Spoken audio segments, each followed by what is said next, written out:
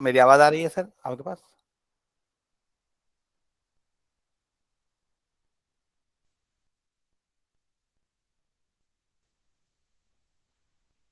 लीलवा जी, मेरी आवाज आपके पास आ रही है? नमस्ते गुरुजी, बिल्कुल आ रही है आवाज गुरुजी आपकी। अच्छा, तो इतनी देर लगा दिया आपने। अच्छा, मैं आपको भी को होस्ट बना देता हूँ। जी गुरुजी। जैसे अगर कोई जुड़ता है तो आप उनको जोड़ दीजिएगा। आप हेमंत कुमार जी भी को होस्ट हैं और आप भी हो जाइए, ठीक है? बार बार मुझे जैसे करना ना पड़े। जी और ये ठीक ठीक रिकॉर्डिंग भी गुरुजी। हो रही है हमारी, ये ऑनलाइन। तो ठीक। सर मेरा ये विचार है कि समय हो गया है, 5 मिनट ऊपर हो गए हैं, तो आप प्रोग्राम शुरू कर लीजिए।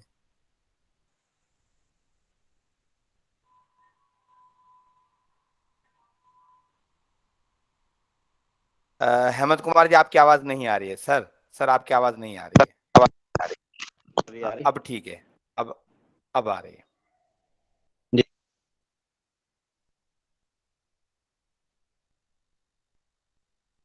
दोबारा बंद हो गई है। अभी? हाँ, अब ठीक है। हेलो, चलिए आवाज आती है। आप जी जी, अब ठीक है। तो लता जी को कहें कि वो गायत्री मंत्र सुने, जरा मिश्रा जी। जी लता ठीक जी है, आप ठीक है, कैसे? जी जी, आप गायत्री मंत्र सुनाएं।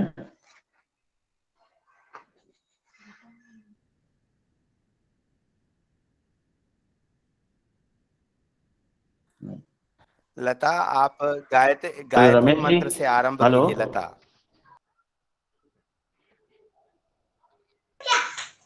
जी जी। सर जी। जी, सभी को नमस्ते मेरी तरफ से। जी जी, नमस्ते मैं लता नमस्ते। राजकुमार आर्यपुर से आपको गायत्री मंत्र के पाठ से ही शुरुआत करती हूँ मैं। ओम भूर्भुवः स्वः तत्सवितुर्वरेण्यं भर्गो देवस्य धीमहि धियो यो नः प्रचोदयात्।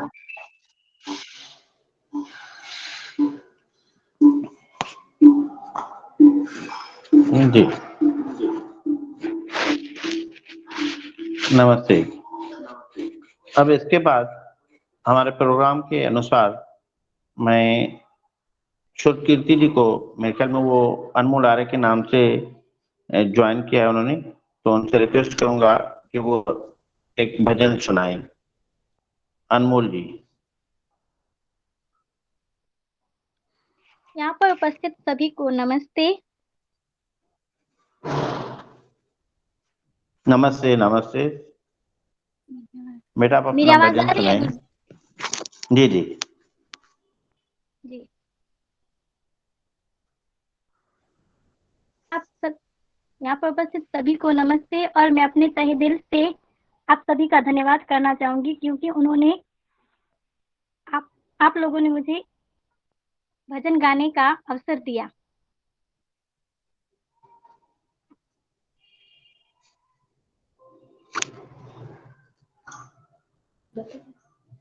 कौन से?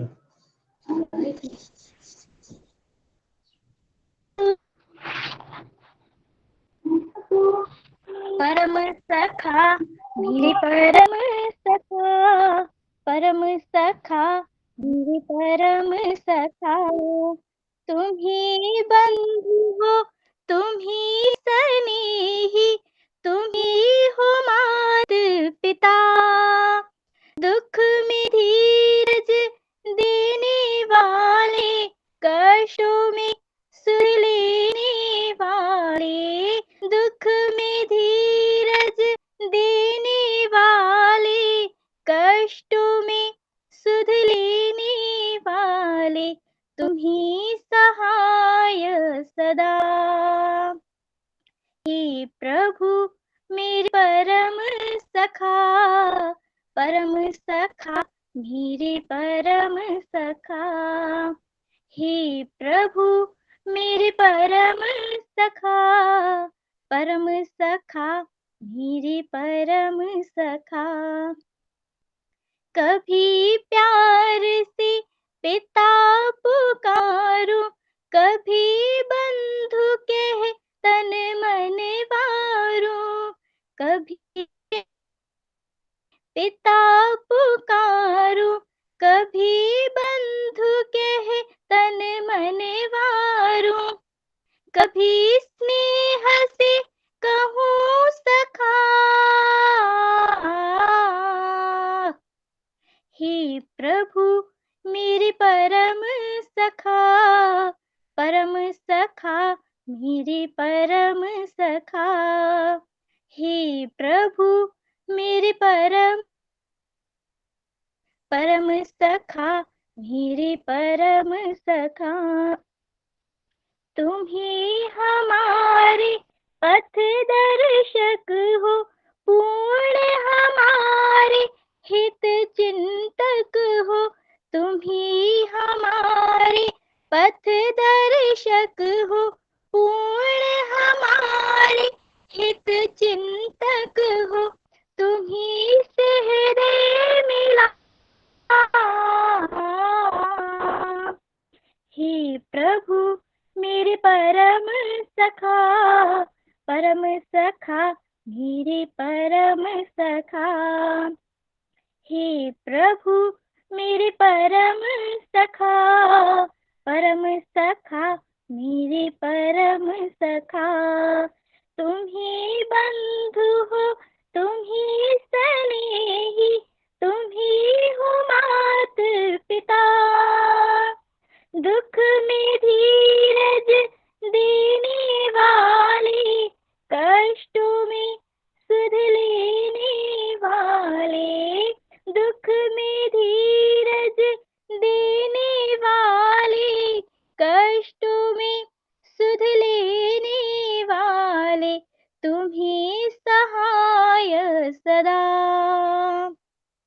हे प्रभु मेरे परम सखा, परम सखा मेरे परम सखा, हे प्रभु मेरे परम सखा, परम सखा मेरे परम सखा, हे प्रभु मेरे परम सखा, परम सखा मेरे परम सखा। नमस्ते, धन्यवाद। धन्यवाद बेटा, बहुत बहुत अच्छा। यह आज हमारा तीसरा प्रोग्राम है, ऑनलाइन वेद सम्मेलन, जो हम ये कर रहे हैं। प्रोग्राम करने का उद्देश्य है कि हम लोगों तक वेदों की बात पर पहुंचा सकें, ठीक है ना। इसीलिए आज हमने राजकुमार आर्य जी को रिक्वेस्ट की कि वो एक मौजू पर, एक टॉपिक पर बात करें। आज उनका टॉपिक है कि आओ वेद को जाने, वेद की महानता को जाने। सो मैं रिक्वेस्ट करूंगा कि राजकुमार जी से कि वो अपने सत्संग की शुरुआत करें और हमें वेद की महानता के बारे में बताएं। धन्यवाद। आज हमारा, मैं आपको बताते चलूं सारे को, सभी लोगों को, कि आज एक ही जो है ना हमारा स्पीकर है, उपदेशक एक ही है, ठीक है। वो सारी बात करेंगे उसके, ठीक ठीक, थैंक यू। अभी श्री राजकुमार जी अपने अपने सत्संग शुरू करेंगे। श्री राजकुमार जी। सबसे पहले मैं आप सभी से निवेदन करूंगा कि कृपया अपनी अपनी जगह पर सीधे होकर के बैठ जाइए और आंखें बंद करेंगे। हम कुछ मंत्रों का उच्चारण करेंगे और उसके बाद हम आगे के विषय पर बात करेंगे। मेरी आवाज सभी को ठीक ढंग से आ रही है? आवाज बहुत कम आ रही है सर। आवाज किस किस को कम आ रही है? सभी को कम आ रही है या केवल आपको? बहुत कम आ रही है सर। अहमद कुमार जी, आपके पास आवाज ठीक आ रही है? तो ठीक आ रही है। रमेश जी, आपके पास ठीक आ रही है? गुरु जी ठीक आ रही है। हाँ, तो ऐसा है पवन गुप्ता जी, आपके पास वॉल्यूम का प्रॉब्लम होगा, कृपया उसको ठीक करें। और दूसरी बात ये है कि ये प्रोग्राम रिकॉर्ड भी हो रहा है, नहीं तो जैसे पूरा रिकॉर्ड हो जाएगा तो मैं उसको सेटिंग करके फिर आपके पास इसका वीडियो भी हम भेज देंगे तो और इजी हो जाएगा समझने में। अ, अनमोल जी कुछ कहना चाहते हैं? अनमोल, अब बेटा आप कुछ कहना चाहते हैं?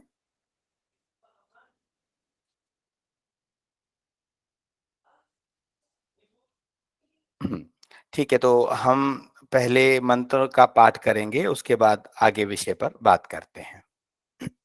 स्क्रीन आपके पास दिख रही है? हेमंत कुमार जी, स्क्रीन आपके पास ठीक जी दिख गुरु रही जी, है? आ रही सर। ठीक है। ओम सहनाववतु सहनौ भुनक्तु सह वीर्यं करिवावहै तेजस्विनावधीतमस्तु मा विद्विषावहै। ओम शांति शांति शांति। सभी श्रोताओं से वैदिक अभिवादन, नमस्ते।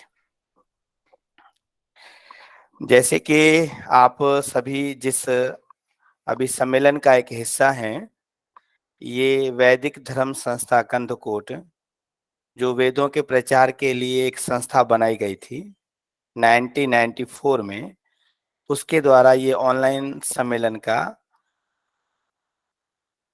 प्रोग्राम बनाया गया है।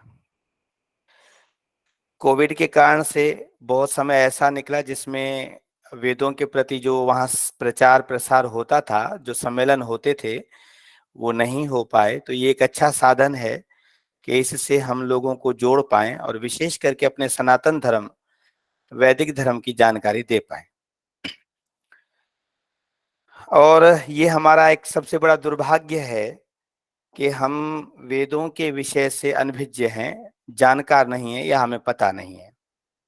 आप देखते होंगे कि जिस माहौल में हम रहते हैं, वहां पर जो दूसरे मज़ाहिब हैं, वो अपनी किताबों के बारे में सब कुछ आपको बता देते हैं। अगर आप किसी मुसलमान भाई से पूछिए कि आपके इल्हामी किताब क्या है, तो वो आपको उसकी पूरी जानकारी दे देगा। और बड़ी बात ये है कि जो हमारे हिंदू कहलाने वाले भाई हैं, उनको भी ये पता होगा कि मुसलमानों के लिए जो इल्हामी बुक्स है वो कुरान शरीफ है। ऐसे ही अगर आप किसी ईसाई से पूछेंगे तो वो बाइबल के बारे में बता देगा। और हम सभी जानते हैं, लगभग जो हिंदू हैं, तो वो ये कहते हैं कि जो ईसाइयों का है वो बाइबल के किताब है, जो मेन ग्रंथ उनका माना जाता है। पर बड़े ही दुख की बात है, जब हम किसी भी हिंदू से पूछते हैं कि हमारा धार्मिक ग्रंथ या मूल ग्रंथ कौन सा है, तो हमें कोई कुछ भी पता नहीं चल पाता है। कोई कहता है रामायण है, कोई कहता है महाभारत है, किसी किसी को पता है तो वो कह देता है कि वेद है, नहीं तो बहुत सारे लोग कहते हैं भगवत गीता है, कोई कहता है गुरु ग्रंथ साहब है। तो हमारे समाज में ये सारी चीज की जानकारी न होना का कारण केवल इतना है कि हम अपने शास्त्रों से दूर चले गए हैं। हमें शास्त्रों का पता ही नहीं है और हमारे समाज में शास्त्रों को बताया ही नहीं जाता है, या शास्त्रों के बारे में कोई बात ही नहीं की जाती है। अगर संतों के नाम पर कोई मेले मलाखड़े होते हैं तो उसमें भी आजकल के डीजे टाइप के गाने चला करके, भजन चला करके, नाच कूद करके हम उसको ही सत्संग मान लेते हैं। तो इसका मतलब है कि हम अपने शास्त्रों के बारे में कुछ जानते ही नहीं है। और जबकि हमारा मूल शास्त्र वेद है, तो हमें ये बहुत ही जानकारी इसकी जरूरी होनी चाहिए कि वेद के बारे में हम कुछ जानें, कुछ समझें। तो इसलिए हमने ये विचार किया कि इस प्रोग्राम का नाम ही हम कुछ ऐसा रखें, आओ वेद को जानें। वेद है क्या, जिसको हम बार बार अपना ग्रंथ, मूल ग्रंथ कह रहे हैं, या जिसके लिए हमारे शास्त्रों ने भी हमें बताया है, तो वो है क्या, इसको हम जानने की आज कोशिश करेंगे। वैसे तो मैं जब सोच रहा था ये, क्योंकि मैंने जैसे श्रीमान हेमंत कुमार जी ने मुझे कहा कि आप सब्जेक्ट कोई भी चुने, विषय कोई चुने, तो मैंने एक दिन लिया था उनसे और मैंने सोचा था कि ये विषय रखेंगे, और जब हमने ये विषय भी रखा, पर जब मैं इस पे थोड़ा तहकीक कर रहा था तो मुझे पता ये चला कि ये विषय अपने आप में बहुत बड़ा है, पर मैं जितना हो सकता है थोड़ा करके इसको अच्छे ढंग से रखने की कोशिश करूं, जो मूल चीजें हैं वेद से जुड़ी हुई वे हमें समझ में आ जाए। तो इसीलिए आज हम जानने का प्रयास करेंगे, कोशिश करेंगे कि वेद है क्या। आपके सामने स्क्रीन पे स्लाइड दिख रही होगी। मैंने इसकी एक स्लाइड बनाई है पूरे इस विषय की, और फिर मैंने सोचा कि स्लाइड सामने रहेगी तो हम उस विषय को सही ढंग से बात कर पाएंगे, और प्रोग्राम के बाद इस स्लाइड को मैं दूसरों के साथ शेयर भी कर दूंगा, तो वो भी हमारे पास कभी रहेगी, तो एक जानकारी या एक प्रकार से हमारा रिवीजन होता रहेगा जो हमने आज के इस सम्मेलन में या आज के विषय में कुछ सीखा है। तो पहले पहले हमें समझना है कि वेद है क्या। तो अगर आप ध्यान से देखें तो किसी भी विषय को जब हम जानने की कोशिश करते हैं तो हमारे सामने कुछ इस प्रकार के सवाल आते हैं। कोई भी चीज हो कि वो क्या है, वो क्यों है, वो कब से है, और वो कैसे है। आप संसार की किसी भी वस्तु को उठा लीजिए, मान लीजिए मोबाइल को लीजिए जो हमारे हाथ में है। अगर हम मोबाइल पहले देखेंगे, भाई ये मोबाइल क्या है, फिर कहेंगे ये मोबाइल क्यों है, इसकी जरूरत क्या है। फिर हमारे सामने ये प्रश्न आएगा कि भाई मोबाइल कब बनी या कब से ये हमारे सामने आई है, और ये कैसे बनी है। तो इस प्रकार से एक सवाल मन में, हमारी जिज्ञासा, हमारी जो मन में एक इच्छा होती है इस चीजों को जानने की, इस प्रकार की एक स्वाभाविक, एक फितरती अमल है ये। तो हमारे सामने ये आता है कि वेद क्या है। पहला प्रश्न हमारे सामने ये आएगा कि वेद क्या है। तो पहले मैं आपके सामने एक अथर्ववेद का मंत्र रखता हूं, क्योंकि इस वेद के मंत्र में वेद की बहुत अच्छी व्याख्या की गई है। तो वेद का ये मंत्र है, अथर्ववेद के 19वें कांड का सूक्त नंबर है 71 और मंत्र नंबर है 1। और इसमें मंत्र में आता है, स्तुता मया वरदा वेद माता प्रचोदयंताम पावमानि ध्वजानाम आयुः प्राणम प्रजा पशुम कीर्तिम द्रविणम ब्रह्मवर्चसम मह्यम दत्वा व्रजत ब्रह्मलोकम। अर्थात ये जो वेद है जिसकी मैं स्तुति कर रहा हूं, इसको माता के रूप में माना गया है। माता का अगर संस्कृत शब्द से हम अर्थ मांग लेंगे तो जो हमारी रक्षा करती है, जो हमारा पालन पोषण करती है। अब यहां देखिए कितना महत्व है इस बात का कि वेद को माता के रूप में हमें बताया जा रहा है। तो कहा जा रहा है कि वह वेद माता जो हमें वर देने वाली है और जो स्तुति करने योग्य है, तो वो हमारे लिए क्या करती है, प्रचोदयंताम, हमें तरगीब देती है, हमें प्रेरणा देती है कुछ करने के लिए। पावमानी ध्वजानाम, अर्थात वो हमें पवित्र करती है उनको जो ज्ञान प्राप्ति की इच्छा रखते हैं। आयुम प्राणम प्रजाम, हमें जीवन देती है। आयु का अर्थ होता है उम्र। वैसे अगर हम वैदिक शास्त्रीय भाषा में जाएंगे तो आयु का अर्थ होता है जीवन। जो हमें जीवन देती है, जो हमें प्राण देती है। प्रजाम, जो हमें संतान आदि या जो ये जितनी भी पब्लिक दिख रही है इसको देती है। पशुम, जो हमारे लिए पशुओं को देती है। कीर्तिम, जो हमारे लिए कीर्ति, हमारे लिए प्रेज देती है। द्रविणम, हमारे लिए धन देती है। और ब्रह्मवर्चसम, और हमको ब्रह्मचर्य पालन करने का व्यवहार बताती है। मह्यम दत्वा व्रजत ब्रह्मलोकमम, और जो हमें उस ब्रह्मलोक तक पहुंचाती है। अब आप देखिए इसमें वेद को इतना कुछ देने वाला बताया गया है।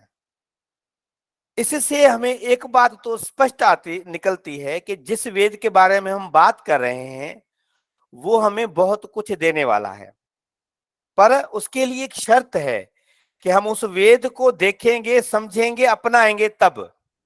नहीं तो वेद का एक मंत्र है पहले मंडल, ऋग्वेद के पहले मंडल के 164वां सूक्त, और मंत्र नंबर है 39।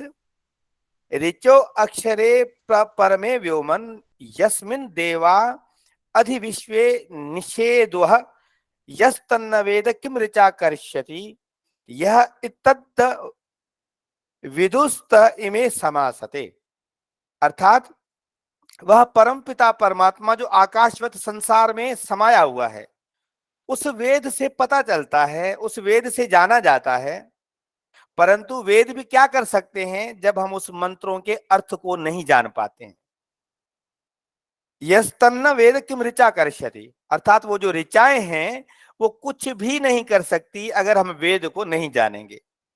तो यहां से हमें एक प्रेरणा मिलती है, हमें तरगीब मिलती है, हमारे लिए ये वेद एक आज्ञा देता है कि हमें वेद को जानना पड़ेगा और उस वेद को जान करके ही हम आगे बढ़ सकते हैं, नहीं तो नहीं बढ़ सकते हैं। अब इसको और हम आगे चल करके जानने की कोशिश करते हैं। आगे का शब्द ये होता है कि भाई वेद शब्द जो है, वेद जो लफ्ज है, जो वर्ड वेद है, ये है क्या। तो इसके लिए अगर हम थोड़ा और विचार करें तो जो वेद शब्द है ये संस्कृत भाषा का है और संस्कृत लैंग्वेज की सबसे बड़ी एक खासियत है कि जो भी उसमें शब्द बनता है वो किसी न किसी धातु रूट से बनता है, जिसे मजदर कहते हैं ग्रामर की भाषा में। और वह मजदर ही उसके अर्थ को डिफाइन करता है। यानी कि जो वेद शब्द है, वेद जो लफ्ज है, वो जिस धातु से बना हुआ है उस धातु के आधार पर हमें पता चलेगा कि वेद का अर्थ क्या बनता है। तो आपके सामने जो एक अभी स्लाइड खुली हुई है उसमें आप देख सकते हैं कि विद धातु ज्ञानार्थ, विद धातु सत्तार्थ, विद्रली धातु लाभार्थ और विद धातु विचार, ये 4 अर्थ बताए गए हैं यहां पर। यानी कि विद का एक धातु का अर्थ बनता है जो ज्ञान दे, दूसरा अर्थ बनता है जिसका एग्जिस्टेंस है, जिसकी हस्ती है, जिसकी सत्ता है। तीसरा अर्थ बनता है कि जो हमें लाभ देता है और चौथा अर्थ बनता है कि जो हमें विचार देता है, हमें सोचने के लिए एक रास्ता देता है।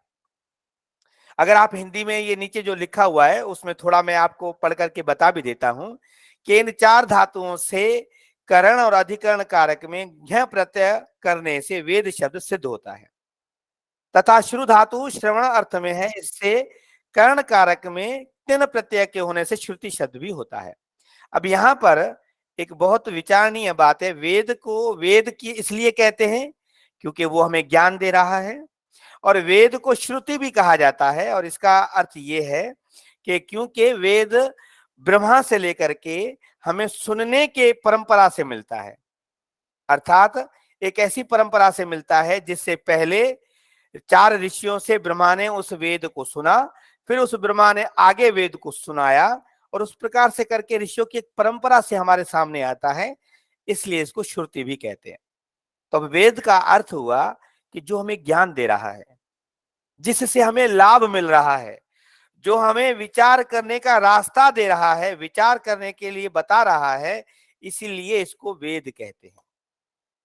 और आपको ये भी बता दूं कि वेद में जो ऋचाएं आती हैं उसको मंत्र कहते हैं, और मंत्र का एक अर्थ ये होता है विचार, जो हमें विचार दे इस जीवन का, इस संसार का, तो इसको कहते हैं यहाँ पर मंत्र, यानी कि ऋचाएं जो हमें वेद दे रहा है। आगे हम चलते हैं तीसरी, उसके आगे स्लाइड पर। तो अब हमारे सामने एक चीज निकल करके आती है कि भाई वेद तो है, पर वेद है क्या, कितने वेद हैं। हम सुनते हैं तो हमारे सामने निकल करके आता है कि 4 वेद बोले जाते हैं, ऋग्वेद, यजुर्वेद, सामवेद और अथर्ववेद। ये एक जनरल नॉलेज है जो आप सभी को होनी चाहिए। और इसमें यह बताया जाता है कि जो वेद है वो परमपिता परमात्मा ने ऋषियों के द्वारा हमें दिया। और ये बात हमें कहां से पता चलती है, जब हम पढ़ते हैं ऋग्वेद के 10वें मंडल का 71वां सूक्त, और उसी में 11 मंत्र हैं और उसी सूक्त को ज्ञान सूक्त भी कहते हैं। और उसका जो पहला मंत्र है, बृहस्पति प्रथम वाचो अग्रम यत प्रेरत नामधेयम ददाना यदेशाम श्रेष्ठम यदरि प्रमासीत तदेशाम प्रेरणा निहतम गुहावेह, ये वेद मंत्र है। अर्थात परम पिता परमात्मा ने सृष्टि के आरंभ में ऋषियों के अंतःकरण में अपनी प्रेरणा से जो वेद ज्ञान दिया, और वो ऋषि कौन से? जो सबसे श्रेष्ठ से और पाप से परे थे। उन ऋषियों के अंतःकरण में जिस वेद ज्ञान को दिया, वह वेद ज्ञान जिसके द्वारा संसार के सभी नाम रखे जाते हैं। अर्थात परमात्मा के द्वारा दिया गया वह वेद ज्ञान हमारे लिए एक रास्ता है कि हम इस संसार को समझ पाए। अब आपके मन में एक सवाल और भी उठेगा, ऐसा क्यों? देखिए, हमारी वैदिक विचारधारा इस सिद्धांत को मानती है कि ये जो सृष्टि बनी हुई है, परम पिता परमात्मा जो सर्वशक्तिमान है, जो सर्वव्यापक है, जो सृष्टि करता है, इस संसार को जीव के हित के लिए बनाता है। जीव असंख्य है और उनको चाहिए आनंद, यानी कि ऐसा सुख जो कभी खत्म ना हो या जो जिसमें दुख ना हो, और वो आनंद मिलता है परमात्मा से, क्योंकि परमात्मा का एक नाम आनंद स्वरूप है। और परमपिता परमात्मा के उस आनंद स्वरूप को प्राप्त करने के लिए हमें क्या करना चाहिए? तो ईश्वर हमें ये संसार बना करके देता है कि आप अच्छे कर्म कीजिए और उस आनंद को प्राप्त कीजिए। तो परमपिता परमात्मा जब वो सृष्टि बनाता है तो उसके साथ हमें मैनुअल दे देता है, एक बुकलेट दे देता है कि भाई आप जब इस संसार में रहोगे तो संसार को कैसे यूज करोगे। ऐसे ही परमपिता परमात्मा वेद हमें दे देता है। और वो देता कैसे है? जैसे कि अभी मैंने मंत्र बताया कि वो ऋषियों के द्वारा हमें देता है। तो अब मैंने ये जो स्लाइड आपके पास खुली हुई, आप देख पाएंगे कि 4 वेद हैं, तो 4 ऋषि भी हमने सामने लिखे हुए हैं। ऋग्वेद अग्नि ऋषि के द्वारा, यजुर्वेद वायु ऋषि के द्वारा, सामवेद आदित्य ऋषि के द्वारा, और अथर्ववेद अंगिरा ऋषि के द्वारा परमपिता परमात्मा हमें देते हैं, मनुष्य जाति को देते हैं। दूसरी चीज है कि वेद जो है अलग अलग ऋचाएं हैं इसमें। तो ऋग्वेद में कितनी ऋचाएं या मंत्र हैं? 10,552। यजुर्वेद में 1976 ऋचाएं हैं यानी कि मंत्र हैं। सामवेद में 1875 ऋचाएं यानी कि मंत्र हैं, और अथर्ववेद में 5,977 मंत्र हैं। और अगर हम इनको टोटल करेंगे, जो इनका चारों का योग होगा, तो वो होगा 20,380 मंत्र।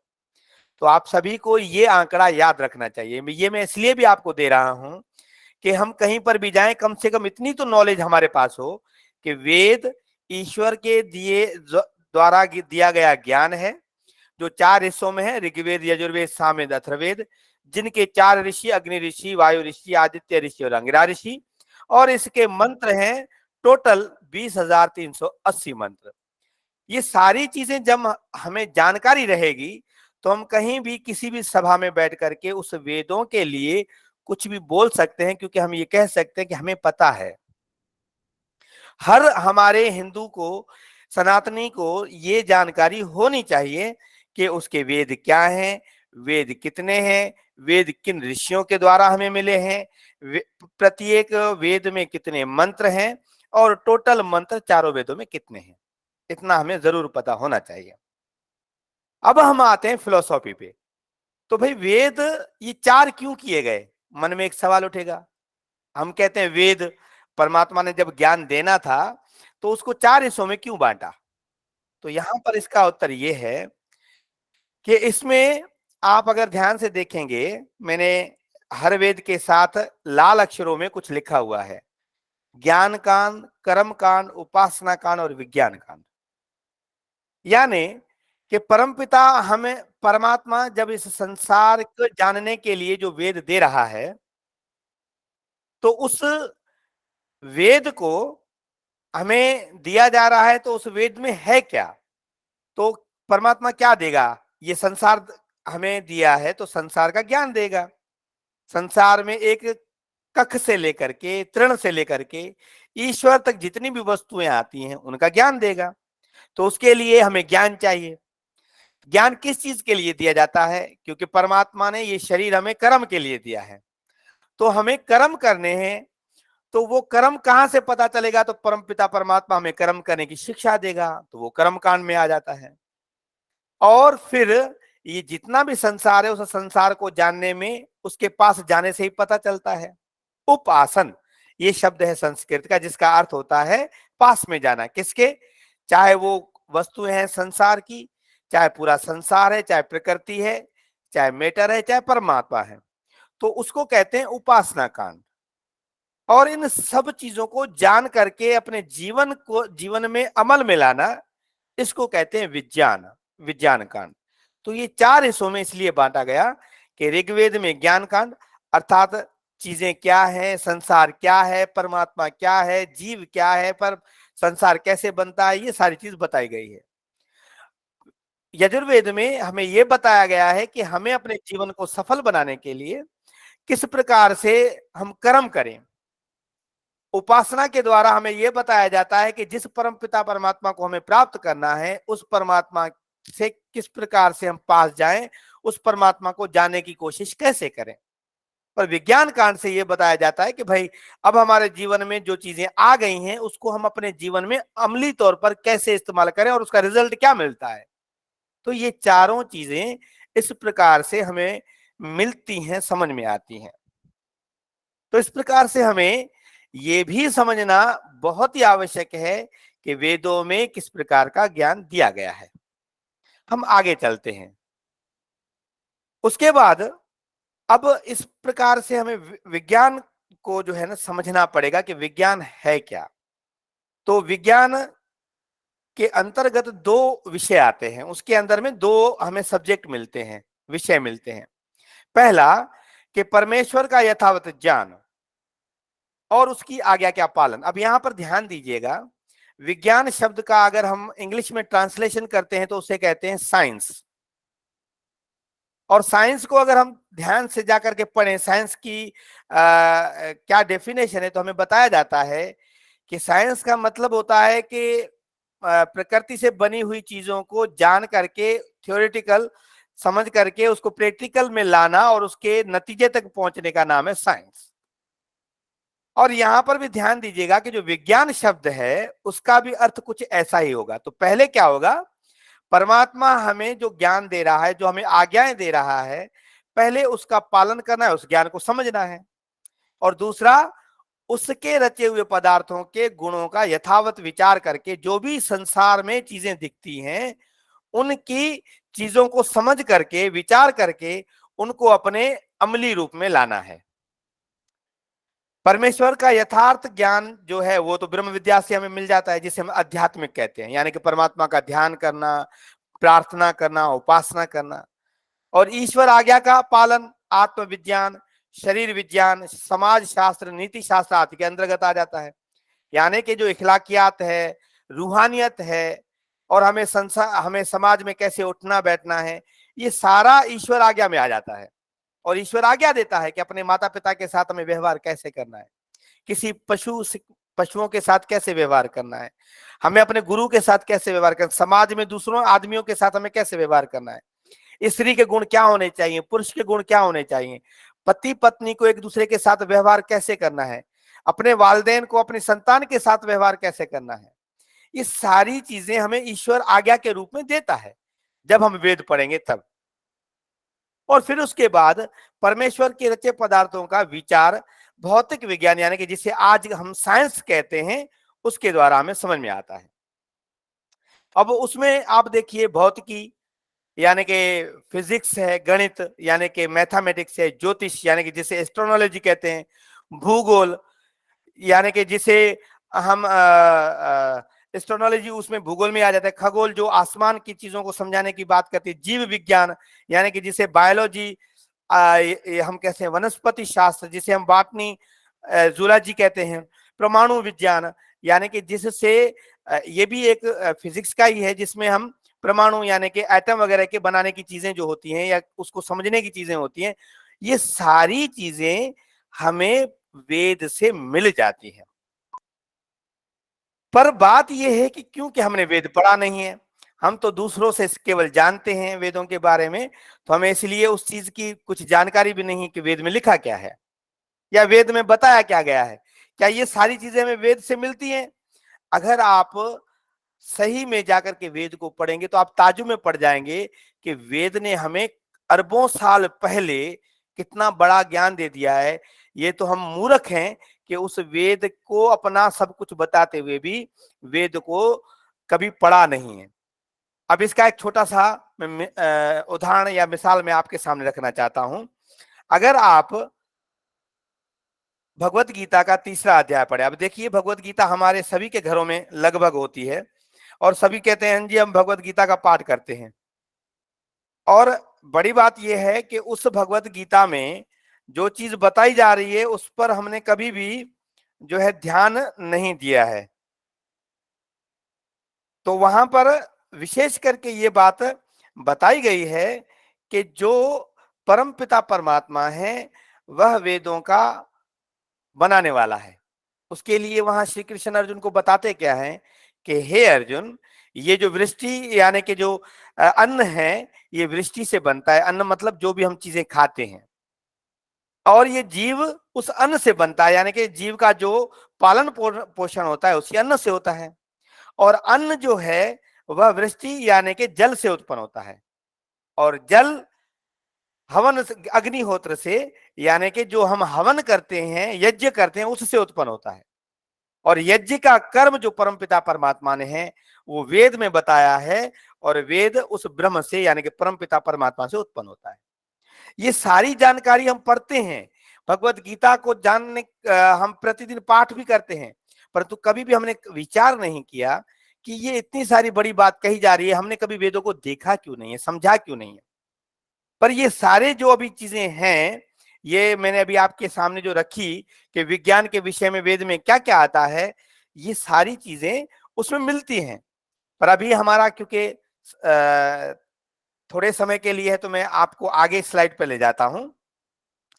ये एक श्लोक मैं आपके सामने रख रहा हूं, ये मनुस्मृति का श्लोक है, मनुस्मृति के 12वें अध्याय का श्लोक नंबर 97। इसमें क्या कहा जा रहा है, ये वेद के विषय में है और वेद से ही सब कुछ हमें मिलता है, उसके विषय में बताया जा रहा है। कहा जा रहा है कि चातुर्वर्ण्यम त्रयो लोका चत्वार आश्रमा पृथक भूतम भव्यम भविष्यम च सर्वम वेदात प्रसिद्ध्यति। अर्थात 4 वर्ण, 3 लोक, 4 आश्रम, सभी की जानकारी अलग अलग, और जो भी इस संसार में चाहे माजी में जो हुआ है इन बात जो ऊपर बातें बताई गई इसके विषय में, चाहे अभी जो हो रहा है या जो मुस्तकबिल में होगा, सभी वेद से ही निकलते हैं, यानी कि वेद के द्वारा ही हमें पता चलता है। ये महाराज मनु ने हमें मनुस्मृति में बताया है। अब आप ध्यान दीजिएगा, 4 वर्ण जो हैं, ये पूरा संसार जितना भी है और इस संसार में जितने भी मनुष्य रहते हैं वो 4 वर्णों में ही बटे हुए हैं। यानी कि एक वर्ग वो जो सबको सिखाता है, एक वर्ग वो जो सबकी रक्षा करता है, एक वर्ग वो जो सारे समाज को अपने बिजनेस से चलाता है, और एक वर्ग वो जो अपनी मजदूरी से सबकी सेवा करता है। ये 4 वर्ण यानी कि पूरी इंसान जात आ गई इसमें। और फिर उसके बाद कहा गया त्रयलोका, यानी कि जो 3 लोक हैं, यानी कि ये पृथ्वी जिसपे हम रह रहे हैं, और ये आकाश जितना भी है, स्पेस है, ये पूरी की पूरी, और जो लोक अर्थात जो सूर्य चंद्र आदि प्रकाश देने वाले ग्रह हैं, ये सब। और फिर कहा गया आश्रमा, और परमात्मा ने या ऋषियों ने जो हमें एक मनुष्य के लिए पूरे 100 साल को कैसे टाइम टेबल के आधार पर जीना चाहिए, ये ज्ञान जो दिया है आश्रमों के द्वारा, ये सभी चीजें वेद से ही जानी जाती हैं। और ये वेद की व्याख्या ऋषियों ने की है जो हमारे सामने है। उसके बाद हमारे सामने ये जब चीजें हम इन चीजों को देखते हैं तो हमें ये पता चलता है, बहुत सारे लोग कहते हैं जी वेदों में क्या ऐसी चीज बताई गई है, क्या वेदों में अगर साइंस है तो पहले हमें क्यों नहीं बताया गया, आज हमें क्यों बताया जा रहा है, इस प्रकार के सवाल भी उठते हैं। पर अगर ध्यान से देखें, हमने तो वेदों को अभी तक हाथ तक नहीं लगाया है। हम सभी अपने आप को हिंदू कहते हैं, पर हमारे घर में कोई वेद तो है नहीं। अगर वेद थोड़ा बहुत किसी के पास है भी तो उसको पढ़ते नहीं है हम, पढ़ना तो अपनी जगह पर, उसको समझने की कोशिश भी नहीं करते हैं। तो जब पढ़ करके समझेंगे जानेंगे तभी तो पता चलेगा। एक बोलने भी थोड़ी। मैं आप सभी से निवेदन करता हूं जिनकी माइक खुली हुई है वो माइक बंद कर दें, क्योंकि ऐसे असुविधा रहेगी। विवेक आर्य जी कृपया आप अपनी माइक बंद कर लीजिए। तो हम जब वेदों को पढ़ेंगे तभी तो पता चलेगा। अब देखिए, प्रतिदिन बहुत सारे लोग होते हैं जो संध्या करते हैं। संध्या का में मंत्र आते हैं, तो आपने कभी ध्यान दिया है, हम वो संध्या करें जिसमें सृष्टि के ज्ञान को बताया जा रहा है कि ये संसार क्या है, संसार परमात्मा से बनता कैसे है, इस संसार बनने की प्रक्रिया क्या है। अगर आप संध्या पढ़ते हैं और संध्या में प्रतिदिन अघमर्षण मंत्र पढ़ते हैं, 3 आते हैं मंत्र, वो ऋग्वेद के 10वें मंडल के 190 सूक्त के 3 मंत्र हैं। उसमें ये बताया गया है, ओम ऋतं च सत्यम च अभिधा तपसोध्य जायत ततो रात्रे जाय ततः समुद्रो अर्णवः समुद्रादर्णवादधि संवत्सरो अजायत अहो रात्राणि विदधत्त विश्वस्य मिषतो वशीः सूर्या चंद्रमसौ धाता यथा पूर्वमत कल्पयत दिवं च पृथ्वीं चांत ऋक्षमथो स्वः। ये 3 मंत्र हम प्रतिदिन पढ़ते हैं, 2 बार, दिन में 2 बार पढ़ते हैं, क्योंकि अगर सुबह और शाम को हम संध्या करते हैं तो ये तीनों मंत्र हम 2 बार पढ़ते हैं। अब इस मंत्र में कहा क्या जा रहा है? इसमें कहा जा रहा है कि वह परम पिता परमात्मा वेदों के ज्ञान को और इस संसार की को उस प्रकृति से अपने तप से बनाता है। तो उस समय प्रलय होती है, रात्रे जायत तथा समुद्र अर्णवः, और ये जो प्रकृति रूपी समुद्र है इसको वो किरवान एक्टिव करता है परमपिता परमात्मा, और फिर उस से क्या क्या बनता है, समुद्रादर्णवादधि, उस प्रकृति या एटम के समुद्र से संवत्सर अजायत, यानी कि काल विभाग को बनाता है। संवत्सर का कहते हैं जिससे समय का पता चले, और समय का पता हमें कैसे चलता है अगर आप ध्यान दें तो सूर्य से पता चलता है, अर्थात परमपिता परमात्मा इन ग्रहों को बनाता है। अहोरात्राणि विदधत विश्वस्य मिषतो वशी, और वह परमपिता परमात्मा दिन रात्रि को, क्योंकि जब संवत्सर बनते हैं, सूर्य बनता है, तो उसके साथ ही दिन रात्रि का सिस्टम भी बन जाता है। और कौन परमात्मा बनाता है? जो परमपिता परमात्मा उस सृष्टि को अपने वश में किए हुए, जो उसको चला रहा है। और फिर मंत्र आता है जो मैंने तीसरा मंत्र पढ़ा था कि सूर्या चंद्रमसौ धाता यथा पूर्वम कल्पयत, कि वह परमपिता परमात्मा इस सूर्य और चंद्र को उस कल्प की भांति बनाता है जैसे उन्होंने यह कार्य पहले किया था। दिवम च पृथ्वीं चांत रक्षमितो स्व, और इस दिव्य रूपी पूरे संसार को, जिसमें सूर्य चंद्र आदि भी आ जाते हैं और पृथ्वी जिसमें हम रहते हैं उसमें पृथ्वियां भी आ जाती हैं, परम पिता परमात्मा को उसको कंट्रोल कर रहा है। अब देखिए, ये मंत्र यहाँ पढ़ने का मेरा कारण ये था कि हम बार बार पूछते हैं कि वेद में कोई साइंस बताई गई है क्या, और आप प्रतिदिन 2 बार ये मंत्र पढ़ते हैं।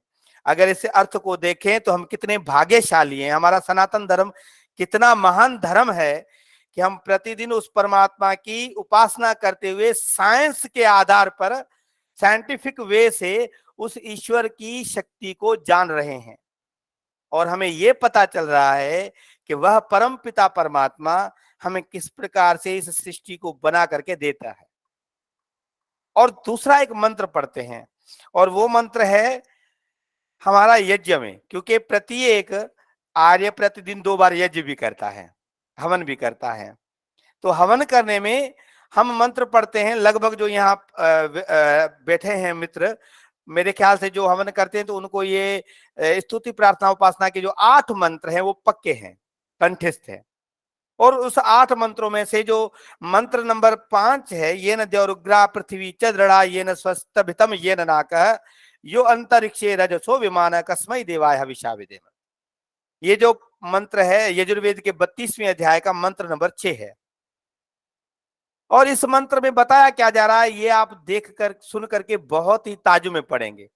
इसमें कहा जा रहा है कि ये न द्यौरुग्रा पृथ्वी च दृढ़ा ये न स्तबितम ये न नाकः, कि जिसके द्वारा ये जो सख्त बने हुए, उग्र बने हुए जो गोलक है, यानी कि जो ग्रह हैं, और जो पृथ्वी आदि ग्रह हैं, और जो चमकदार ग्रह हैं, इनको परम पिता परमात्मा अपनी अपनी धुरी में, अपने अपने ऑर्बिट में यो घुमा रहा है। कहां पर? यो अंतरिक्षे रजसो विमानः, इस पूरी स्पेस में।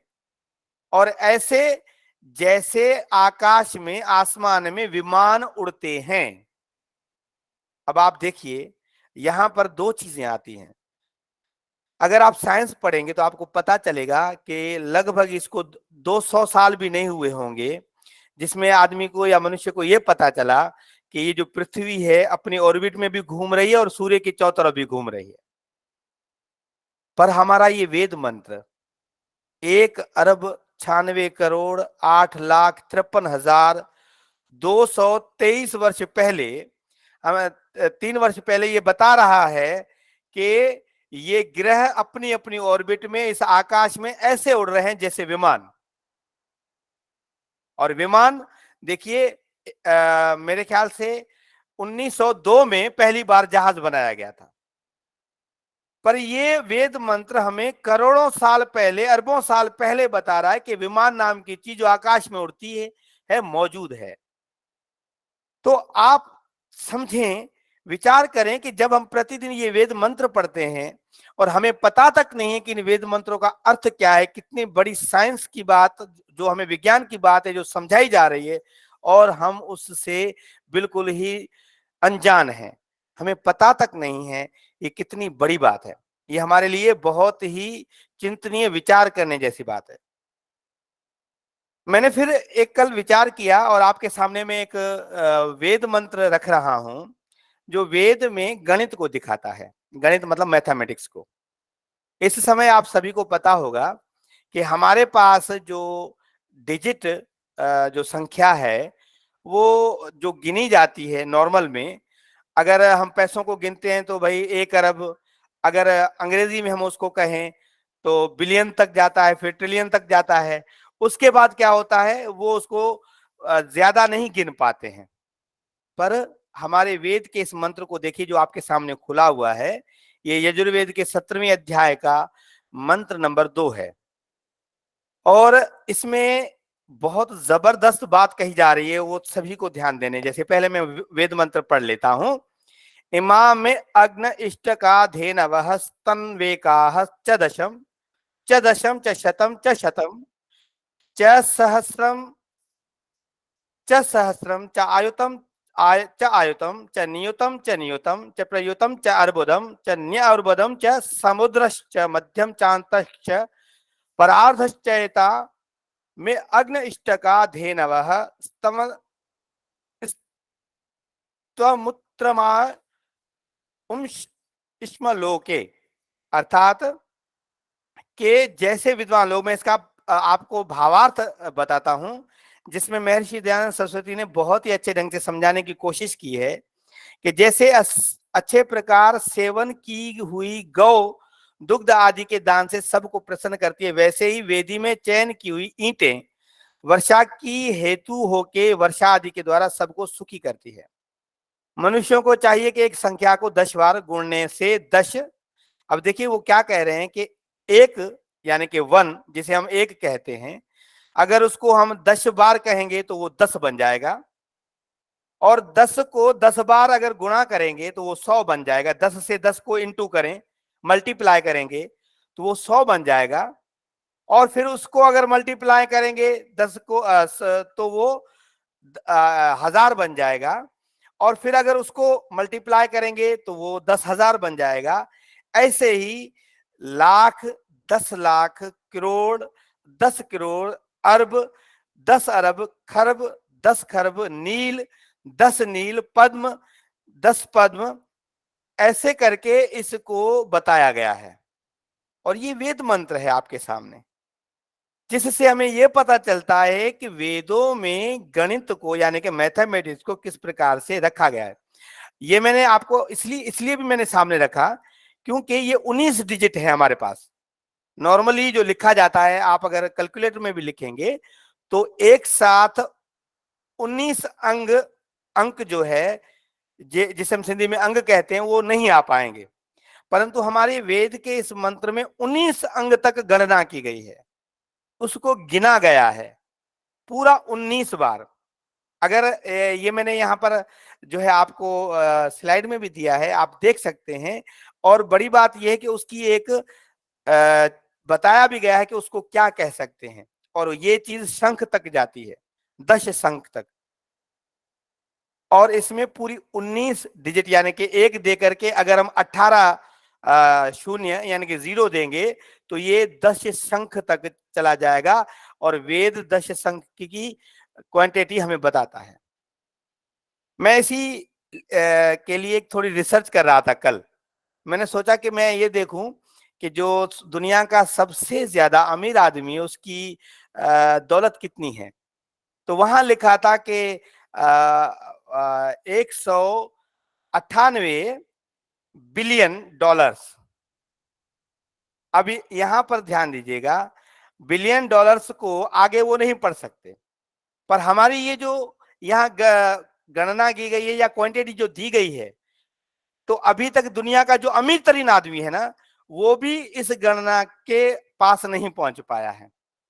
तो इससे हमें ये पता भी चलता है कि वेदों की जो गुणवत्ता है, वेदों का जो ज्ञान है, कितनी बड़ी लेवल का है। पर बात वहीं आ जाती है कि वह लेवल, वो चीजें जो वेद विज्ञान के द्वारा हमें मिलती हैं, वो तब तक किसी काम की नहीं है जब तक हम उसको पढ़ेंगे नहीं, समझेंगे नहीं, उसका प्रचार नहीं करेंगे। आर्य समाज का जो एक नियम है कि वेद सब सत्य विद्याओं का पुस्तक है। वेद का पढ़ना पढ़ाना, सुनना सुनाना सभी आर्यों का परम धर्म है। यानी कि हमारे जीवन में दूसरे कितने भी फर्ज क्यों ना हो, पर उन सब से ज्यादा जो महत्वपूर्ण फर्ज हमारे लिए है वो है वेदों को पढ़ना और पढ़ाना, सुनना और सुनाना। ये चारों चीजें हमारे लिए बहुत महत्वपूर्ण बन जाती हैं, बहुत ही अहमियत वाली पड़ जाती हैं।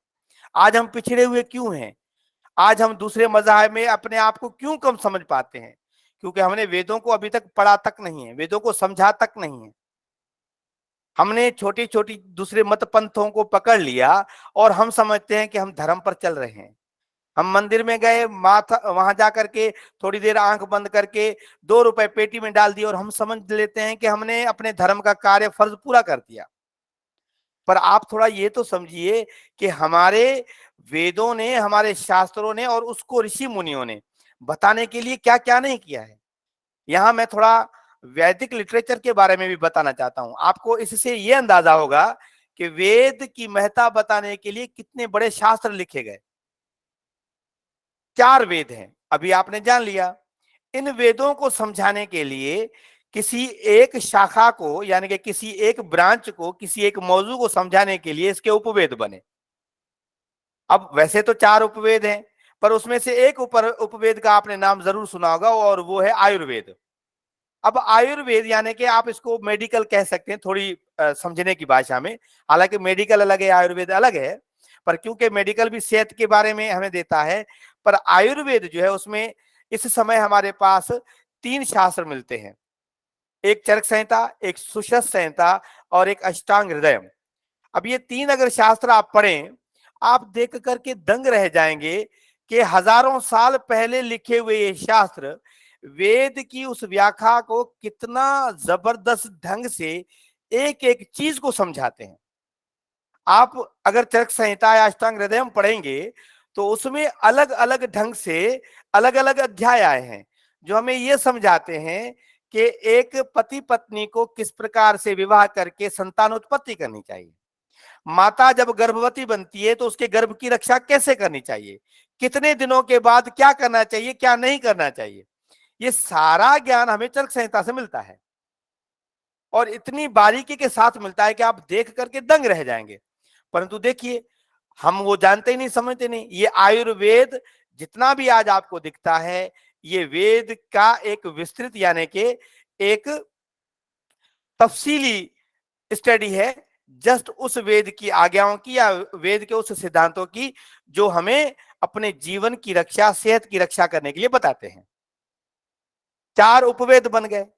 अच्छा, फिर उन ग्रंथों को और ज्यादा समझाने के लिए हमारे पास आते हैं ब्राह्मण ग्रंथ या आरण्यक ग्रंथ।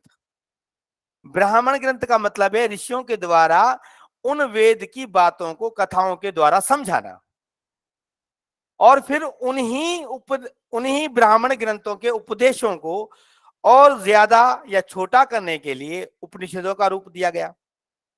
यानी कि हम ये जान पाए कि जो उपनिषदों में उस शिक्षा को किस प्रकार से हमें समझाया गया है। जो वैदिक उपनिषद 11 माने जाते हैं, ईश, कठ, केनकर आदि, बृहदारण्यक, छांदोग्य आदि, ये उनके उपनिषदों के नाम है। फिर उसके बाद वेदों को अगर हमें समझना है, वेदों के शब्दों की टर्मिनोलॉजी को समझना है, तो हमें 4 वेदांग और 6 वेदांग मिलते हैं, जिसमें व्याकरण, निरुक्त, कल्प, ज्योतिष और छंद आदि मिलते हैं। फिर इसी वैदिक फिलॉसफी को, वेदों को, विचारों को समझने के लिए बहस के रूप में हमें समझने के लिए ऋषियों ने 6 दर्शन शास्त्र दिए, जैसे सांख्य दर्शन, योग दर्शन, न्याय दर्शन, वैशेषिक दर्शन आदि आदि, ये 6 दर्शन शास्त्र दिए। अब आप ये समझिए कि उन वेदों को समझाने के लिए ऋषि मुनियों ने क्या क्या नहीं किया हमारे लिए, और ये हमारे लिए एक बहुत ही महत्वपूर्ण, हम पर एक प्रकार का कर्ज बन जाता है कि ऋषियों ने हमें वेदों को समझाने के लिए इतना बड़ा ज्ञान दिया, तो हमारा ये फर्ज बनता है कि पहले तो हम उस ज्ञान को समझें, जानें, और फिर उस ज्ञान को हम आगे दूसरों तक ले जाएं। ये ऋषि ऋण होता है। आपको याद होगा, जब हम जन्या पहनते हैं, जिसे यज्ञोपवीत कहा जाता है, उस जन्या में 3 धागे होते हैं, और उन 3 धागों में हमें 3 वचन होते हैं, और उसमें से देवऋण, पितृऋण और ऋषि ऋण ये आता है। और ऋषि ऋण का मतलब यही होता है कि जैसे ऋषियों ने परमात्मा से उस वेद ज्ञान को लिया और आगे दे करके हमारे लिए एक उपकार किया है, फर्ज किया है, तो हमारा ये कर्तव्य बनता है, हमारा ये फर्ज बनता है, हम पर ये कर्ज है कि हम उस ज्ञान को लें और आगे तक ले जाएं। उन 3 धागों में एक का मतलब ये होता है, परंतु हमने अपने कभी शास्त्रों को तो पढ़ा नहीं, और जब ये संस्कार भी कराया जाता है तो हमें जो बताने वाला है, जो पुरोहित हमें यज्ञोपवीत पहना रहा होता है, वो भी नहीं बताता। पहले सिस्टम ऐसा था कि जब बच्चा पढ़ने योग्य बनता है तो उसको आश्रम में भेजा जाता था, तो वहां पर गुरु उसे ये यज्ञोपवीत पहनाता था, और यज्ञोपवीत पहना करके कहता था कि अब तुम्हारे ऊपर ये 3 ऋण है और इसको समझना है और आगे बढ़ना है। 3 ऋण मतलब 3 कर्ज हैं, और तब वो योग्य बन पाता था, तब जाकर के वो सारी चीज करता था। पर हमें अभी तो पता ही नहीं है, हम तो ऐसे ही जी रहे हैं। और इसीलिए महापुरुषों ने और शास्त्रों ने कहा है कि हम उस गधे के मिसाल हैं, जिसकी पीठ पर चंदन की लकड़ियां तो पड़ी हुई हैं, परंतु उसको पता नहीं है कि चंदन की लकड़ियों की अहमियत क्या है।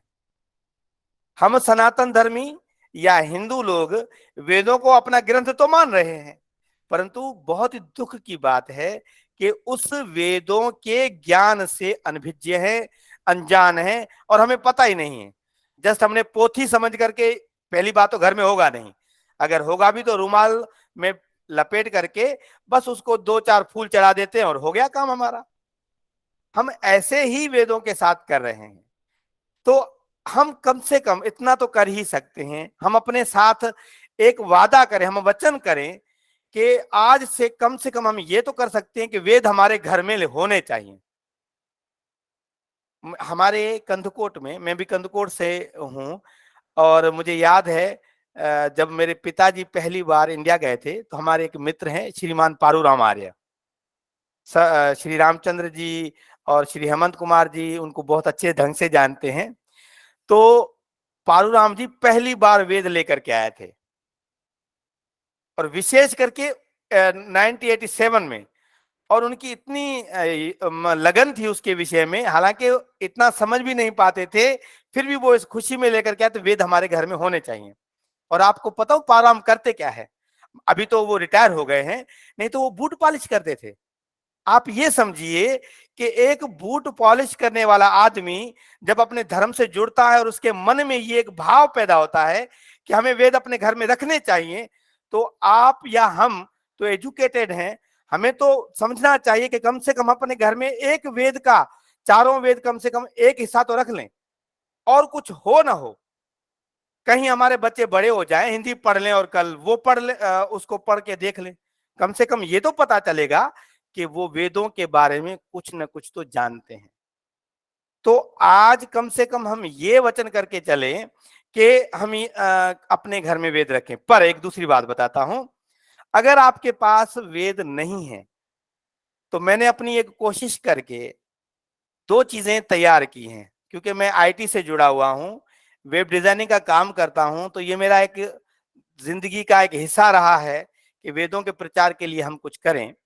तो मैंने एक वेबसाइट बनाई जिसका नाम है vedicscriptures.in, और चारों वेद आपको अपनी मोबाइल पर जब भी पढ़ेंगे आपको मिल जाएंगे। अभी उनका जो चारों वेदों का जो अर्थ रखा गया है, हिंदी में और संस्कृत में रखा गया है, इंग्लिश में भी रखा गया है, और कुछ चीजें मैं उर्दू में भी करवा रहा हूं, ट्रांसलेशन हो रही हैं। जब धीरे धीरे वो होता जाएगा हम उसको रखेंगे। तो आप अगर प्रतिदिन आपके पास वेद नहीं है, थोड़ा बहुत पढ़े हुए हैं, तो मैं आपसे निवेदन करूंगा कि मैं आपको लिंक यहाँ शेयर भी कर रहा हूं आप सभी के साथ, और आपको एक बार यहाँ स्क्रीन पे दिखा भी दूंगा। आप कम से कम जा करके ये पढ़ें। मैं आपके साथ लिंक भी शेयर कर रहा हूं।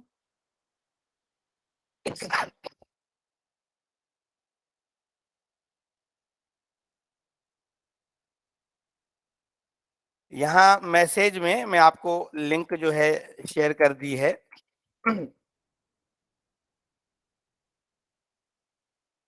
और मैं आपके साथ स्क्रीन शेयर करके आपको दिखा भी देता हूं।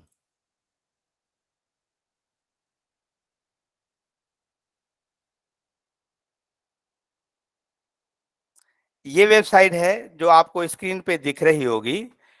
ये वेबसाइट चारों वेदों को आपके सामने रखती है। मान लीजिए ये मेन पेज है जहां पर हम जाते हैं, जिसे होम पेज भी कहते हैं। अगर हम यहाँ पर गए, ऋग्वेद पे क्लिक किया, तो हमारे पास ऋग्वेद खुल के आ जाएगा, उसकी पूरी जानकारी आ जाएगी। और यहाँ पर हमने ये भी दे रखा है कि ऋग्वेद के कितने ट्रांसलेशंस हमारे पास अवेलेबल हैं, कितने कितने मंत्रों की, वो सारी जानकारी हमने दे रखी है। हमारे पास यहाँ से किसी भी मंडल को चूज करने का तरीका है। ये 10 मंडल की पूरी एक स्ट्रक्चर दिया गया है कि 10 मंडल हैं, कितने एक एक मंडल में कितने सूक्त हैं, एक एक सूक्त में कितने कितने मंत्र हैं, वो सभी है। यहाँ से हम क्लिक करके हम वहां जा सकते हैं। दूसरा, साइड बार अगर आप देखेंगे तो यहाँ पर मंत्र कोई भी हमें चुनना है तो हम वहां जा सकते हैं। मान लीजिए मुझे ऋग्वेद का पहले मंत्र पर जाना है, तो ऋग्वेद का मंडल नंबर 1, सूक्त नंबर 1 और मंत्र नंबर 1 जैसे ही चुनेंगे तो हम मंत्र ऋग्वेद के पहले मंत्र पर चले जाएंगे, जो आप देख सकते हैं कि हमारे सामने खुला हुआ है। और फिर इस वेद मंत्र को आप देख सकते हैं, इसकी जानकारी दी गई है। प्रत्येक वेद मंत्र का एक ऋषि होता है, यानी कि किस ऋषि के द्वारा उसका अर्थ पहली बार जाना गया था। देवता होता है, देवता का अर्थ होता है विषय, इस वेद मंत्र का क्या विषय है। छंद होता है, यानी कि ये वेद मंत्र किस छंद में लिखा गया है। और स्वर होता है कि इस वेद मंत्र में किस स्वर का प्रयोग किया गया है। और ये सारा आप इसका अर्थ पढ़ सकते हैं। आप देखेंगे स्वामी दयानंद का हिंदी वाला भाष्य पहले खुल के आ जाएगा। अगर नीचे जाएंगे तो जो भी भाष्य इसके यानी कि ट्रांसलेशन अवेलेबल होंगी वो आएंगे। जैसे संस्कृत का है स्वामी जी का, ऋग्वेद का ट्रांसलेशन डॉक्टर तुलसीराम का इंग्लिश में है, इस पे क्लिक करेंगे तो ये इंग्लिश में खुल करके आ जाएगा।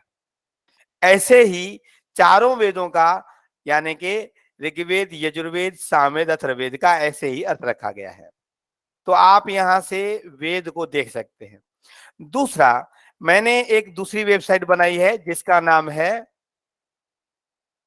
वैदिक लाइब्रेरी। उसकी भी मैं आपको लिंक दे देता हूं। बहुत सारे मित्र ये कहते हैं कि वेदों के बारे में हम किताबें कहाँ से पढ़ें या शास्त्र कहाँ से पढ़ें, तो ये पीडीएफ की एक वेबसाइट है, जहां पर आप जाएंगे तो आपको फ्री में सारी चीजें मिल जाएंगी। आप उसको डाउनलोड कर सकते हैं और पढ़ सकते हैं, दूसरों के साथ शेयर भी कर सकते हैं, फ्री ऑफ कॉस्ट है। यहाँ तक कि मैंने इसको अलग अलग भाषाओं में जितनी पुस्तकें मेरे पास अवेलेबल थी वो भी हमने रखी हैं। जैसे मान लीजिए सिंधी में आप देख सकते हैं, ये सिंधी में 4 पुस्तकें पड़ी हुई हैं। वैदिक वंदना, छा आर्य गैर मुकामी हुआ, वेद प्रकाश और वैदिक संध्या। अगर किसी को संध्या सीखनी है, वैदिक धर्म संस्था की तरफ से ही ये छपवाई गई हैं तीन पुस्तकें। और वेद प्रकाश दीपचंद्र बेलानी जी का है, जो किसी ने रखा हुआ था, मैंने उसको भी रख दिया है। इसको आप जो है डाउनलोड करके इसके बारे वेद को पढ़ सकते हैं, क्योंकि इसमें बहुत सारे मंत्र इन्होंने दे रखे हैं।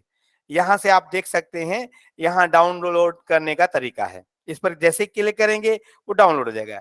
ऐसे ही मैंने कुछ उर्दू में भी किताबें दे रखी हैं, आप ये देख सकते हैं। अलग अलग लैंग्वेजेस में है, इंग्लिश में है, उर्दू सिंधी तो आपने देख लिया, हिंदी में है, सबसे ज्यादा हिंदी में ही किताबें हैं। तो आप उनको देख सकते हैं, जान सकते हैं अपने धर्म को। जो आज हम बातें कर रहे हैं वो यहाँ से आप किताबें डाउनलोड करके भी सीख सकते हैं, समझ सकते हैं। तो आज हमारा जो विषय था वेदों को लेकर के, वैसे तो मेरे जो है बहुत कुछ बोलने का मन था, पर क्या है कि हमारी एक लिमिट है समय की, तो इसलिए हमने जितना मैंने हो सका आपके सामने वेदों की थोड़ी बहुत अहमियत रखी है। हम अलग अलग विषय रख सकते हैं, अलग अलग चीजें देख सकते हैं, कर सकते हैं, पर आज थोड़ा एक ऐसे समझ लिए कि इंट्रोडक्शन था वेदों का, जो आप सभी के सामने मैंने रखा है। इसको हम कुछ करेंगे। अच्छा, दूसरी बात यह है कि बाकी अभी 18 मिनट पड़े हुए हैं हमारे प्रोग्राम इस खत्म होने में। तो हमने ये भी विचार किया था कि आज के विषय में जो सब्जेक्ट रखा गया, अगर इस विषय में किसी के मन में कोई भी जिज्ञासा हो या कोई सवाल है वेदों से लेकर के, तो वो पूछ सकते हैं। हम इन 18 मिनटों में यही चीज जो है इसके उत्तर देंगे। और जिसको भी सवाल पूछना है वो अपनी माइक खोल करके सवाल रख सकता है वेदों से जुड़ा हुआ, और जो भी हमारे ज्ञान में उस बात जितनी हमारी सीमा है उसके आधार पर हम उसको उत्तर देने की कोशिश करेंगे। जी।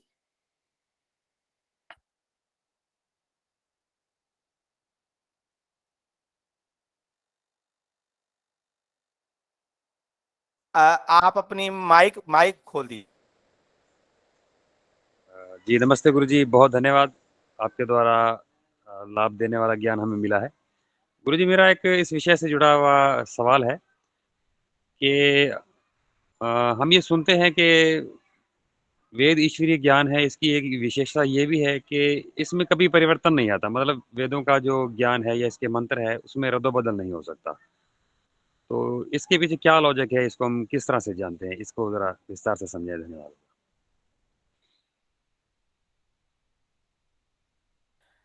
जी, वेदों में रद्दो-बदल नहीं होता। ये बहुत ही अहमियत वाला प्रश्न है। मैं इसके लिए आपके साथ एक स्क्रीन शेयर करूंगा और मैं आपको समझाने की कोशिश करूंगा कि ये क्या है, इसके पीछे एक लॉजिक क्या है। मैं वेद का पहला मंत्र ही खोल देता हूं, जो अभी हम देख रहे थे, ऋग्वेद का। और मैं सभी से निवेदन करूंगा कि इस पर आप ध्यान से देखिएगा कि मैं आपको दिखाना क्या चाहता हूं। और जो प्रश्न पूछा है रमेश जी ने, उसका किस प्रकार से हमें उसको समझना है। आपके पास ये पहला वेद मंत्र खुला हुआ है ऋग्वेद का। मैंने अभी आपसे बताया था कि इसमें एक आता है छंद, और ये हमें बताता है कि ये वेद मंत्र किस छंद में है। और ये छंद अपना इस छंद का एक स्ट्रक्चर है।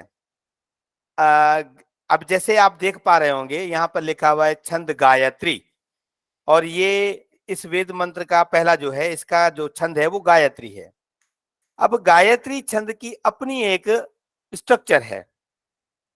अब इसका स्ट्रक्चर का क्या मतलब है, अगर आप यहाँ देख पा रहे होंगे ये वेद मंत्र जो मैं सिलेक्ट कर रहा हूं, तो यहाँ पर एक फुल स्टॉप आ रहा है, ये फुल स्टॉप है, और इसको कहते हैं एक पाद। अगर आप देखेंगे तो इस पूरे वेद मंत्र में 2 पाद हैं, पर इस वेद मंत्र में जो 2 पाद हैं, एक पाद बड़ा है और एक पाद छोटा है।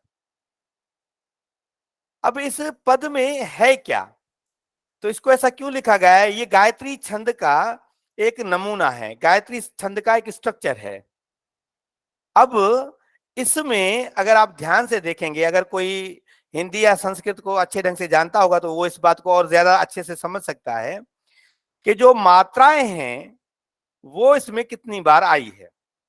अगर आप देखेंगे तो ये 1 आया, 2, 3, 4, 5, 6, 7, 8, 9, 10, 11, 12, 13, 14, 15, 16, ये 16 मात्राएं आई हैं एक पाद में, पहले में, और दूसरे में 1, 2, 3, 4, 5, 6, 7, 8, यानी कि 16 और 8 टोटल हुए 24।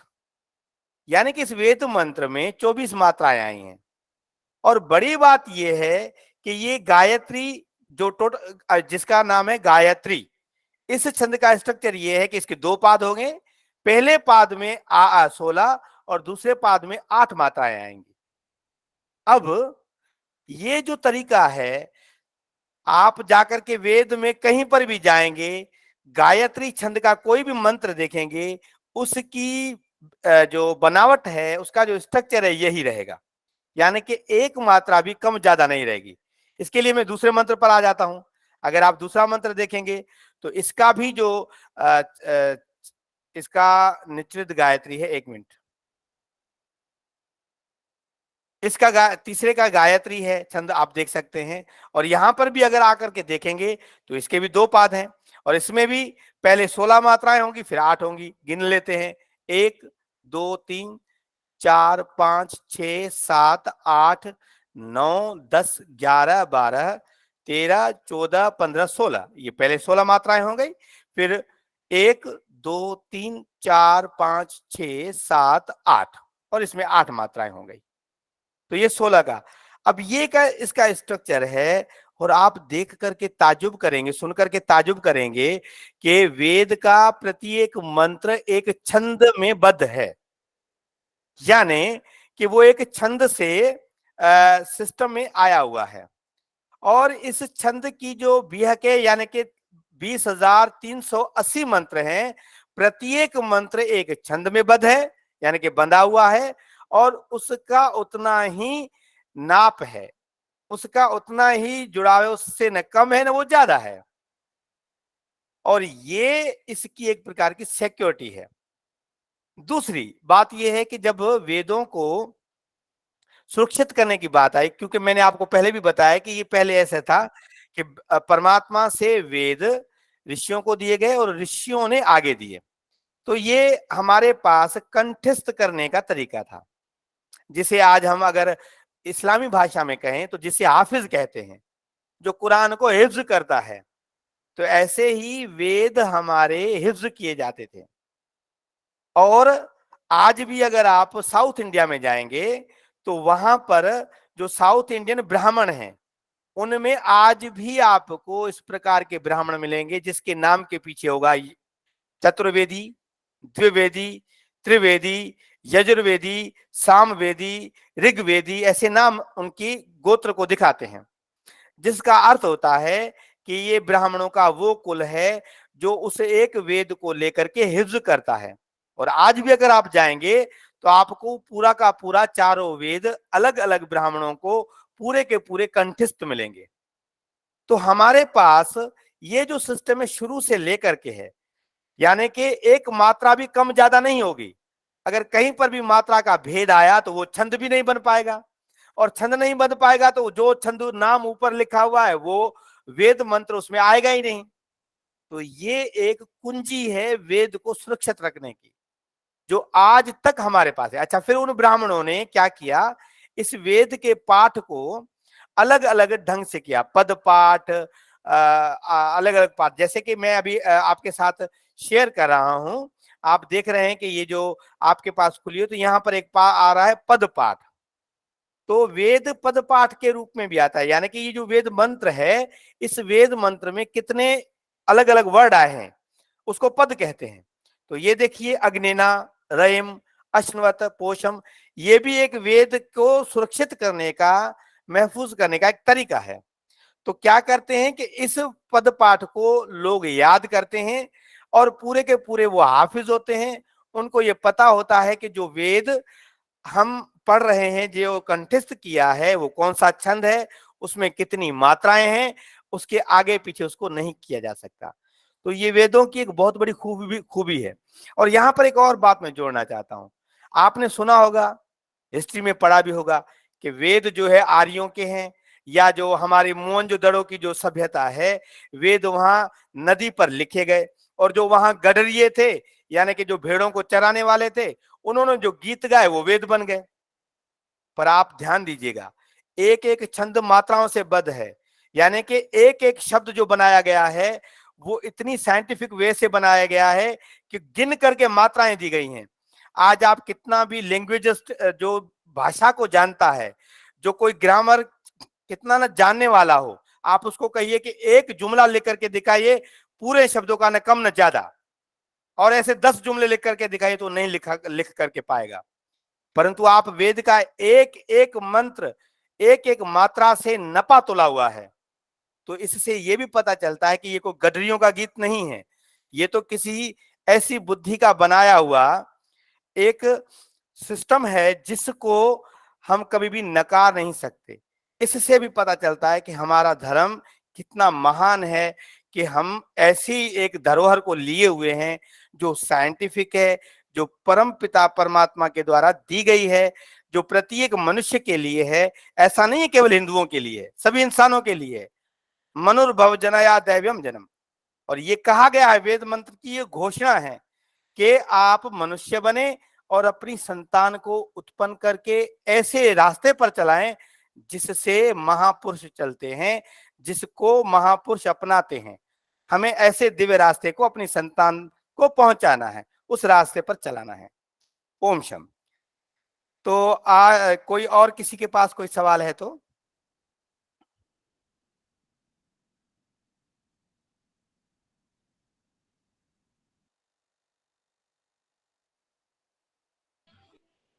नमस्ते जी, रामचंद्र राजकुमार जी, नमस्ते जी। जी नमस्ते तुलसीराम जी, कैसे हैं आप? ठीक हो? अब मेरा प्रश्न ये था, 2 प्रश्न है मेरे। जी मेरे प्रश्न ये है कि आत्मा के जो 6 गुण है, जी ज्ञान, इच्छा, द्वेष, परितन और सुख दुख का अनुभव, जी ठीक है, उसमें दुख जो उसका आत्मा का गुण है, तो फिर ये दुखों से छूटने का प्रयत्न क्यों करते हैं, क्यों यत्न करते हैं? अच्छा, यानी कि तुलसीराम तुलसीराम जी, एक मिनट। पहली बात तो ये है कि मैंने पहले भी निवेदन किया था कि क्योंकि आज विषय वेद है, तो अगर उससे कोई चीज आपको समझ में आती है तो पूछिए। पहले मैं जो यहाँ पर विद्यमान है सभी मित्र, उनसे अगर के वेद के विषय में कोई सवाल है तो अगर कोई पूछना चाहता है तो पहले वो पूछ लें, अगर नहीं तो फिर मैं आपके प्रश्न का उत्तर दे दूंगा। ठीक है, ठीक है। अगर आपके पास भी कोई वेद से है जुड़ा हुआ सवाल तो आप पूछ सकते हैं। ये अगर कोई है वेद से पूछने वाला कोई मित्र, वेद से मालूम जुड़ा हुआ करें कोई अगर सवाल? कोई जुड़ा हुआ हो तो। जी, लगता है कोई नहीं है तो आप पूछ सकते हैं जी। तो दुख जी, के लिए प्रयत्न क्यों करता है? यानी कि आत्मा का स्वाभाविक गुण दुख है, तो फिर उसके लिए इस छूटने की कोशिश क्यों करता है? आपने अभी कौन से 6 गुण बताए, कृपया बताएंगे, क्योंकि आपके सवाल का जवाब आपके ही बताने में है। जी देखो, आत्मा के 6 गुण है ना, इच्छा, ज्ञान, द्वेष, इच्छा द्वेष, द्वेष। जी द्वेष और सुख दुख का अनुभव। हाँ, तो आपने कहा दुख क्यों होता है, तो सुख का भी तो है ना, हाँ, तो दोनों का है, तो सुख में भी रहता है दुख में भी रहता है। नहीं, मैंने ये फिर इतना प्रयत्न क्यों करता है? दुख उसका स्वाभाविक गुण है, तो फिर आत्मा इतना क्यों कोशिश करता है कि मैं दुखों से छूटूं? जब उसका हाँ, स्वाभाविक गुण आत्मा का दुख है, तो फिर उससे छूटने की कोशिश क्यों करता है? वो इसलिए करता है क्योंकि उसे सुख भी चाहिए, और प्रत्येक जीव को सुख ही अभीष्ट है। प्रत्येक जीव यही चाहता है कि केवल मुझे सुख ही मिले। अब वो क्यों चाहता है? क्योंकि वो जीव है, अल्पज्य है, कम ज्ञान वाला है, इसलिए। क्योंकि वो हमेशा, कोई भी आप देखिए छोटे सा छोटा जीव यानी कि आप चींटी भी कर लीजिए। चींटी, आप चींटी रास्ते से जा रही है ना, उसके आगे गुड़ रखिए तो जल्दी से उसको लपक लेगी और उसको खाने लगेगी। अगर आप पानी गिरा दीजिए तो वो क्या करेगी, जल्दी से वहां से भाग जाएगी। तो एक छोटा जीव भी है ना, वो भी दुख से छूटना चाहता है क्योंकि सुख को प्राप्त करना चाहता है, पर क्योंकि जीव का गुण है दुख का भी अनुभव, तो इसलिए जब दुख मिलता है तो उसका भी वो अनुभव कर पाता है। यही कारण है।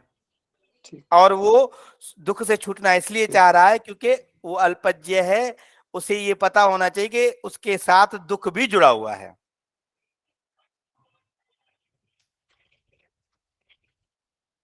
जी ठीक है। तो सर हेमंत कुमार जी, मेरे ख्याल से 4 मिनट पड़े हुए हैं, तो आप इस प्रोग्राम को जो है समाप्त, जो कुछ अगर बात करनी है तो आगे बात रखें और फिर हम जो है पाठ रखेंगे, शांति पाठ करेंगे। जी हेलो। जी पवन गुप्ता जी। हाँ जी, मैं एक सवाल पूछना चाहता हूँ सर। जी अ, है तो वेदों से ही है, और मैं पूछना चाहता हूँ कि मैं अभी टीवी चलाता हूँ, रोज चलाता हूँ मैं, और मैं देखता हूँ कि तरह तरह के चैनल आते हैं, जी है ना। तो मैं चाहता हूँ कि क्यों ना आर्य समाज से संबंधित रोज सुबह शाम हवन, संध्या, ऋग्वेद, सामवेद, सारे वेदों के बारे में कोई ना कोई ज्ञान के रिगार्डिंग कोई चैनल होना चाहिए। वो मेरे को दिखता ही नहीं। जी इसके देखिए। अलावा हाँ हाँ हाँ, एक एक मिनट सर। सवाल ये है, हम आर्य समाज आते हैं, हम्म आर्य समाज आते हैं, वहाँ पे क्या करते हैं हम लोग? सुबह 8 बजे या 9 बजे एक टाइम होता है हवन करने का। जी वो आधा घंटा घंटा, वही 4 लोग आते हैं, हवन करते हैं, सामग्री डालते हैं, प्रभु का नाम लेते हैं, बस जल्दी जल्दी चले जाते हैं। जी किसी तरह का प्रचार करने का कोई कारण है ही नहीं। कोई जी नया बंदा अपने आप जुड़ना ही नहीं चाहता, क्योंकि हम नहीं जोड़ना चाहते।